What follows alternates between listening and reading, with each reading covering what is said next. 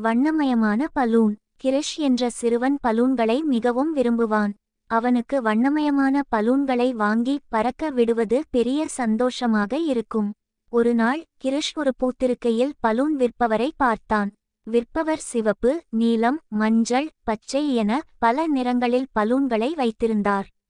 கிரிஷ் அதை பார்த்து, ஐயா, எந்த நிற பலூன் அதிக உயரம் பறக்கும் என்று கேட்டான். விற்பவர் சிரித்து, கண்மணி, பலூனின் நிறம் முக்கியமல்ல, அதன் உள்ளே இருக்கும் காற்றே அதை உயரத்திற்கு கொண்டு செல்லும் என்றார். அந்த வார்த்தைகள் கிரிஷின் மனதில் பதிந்துவிட்டன.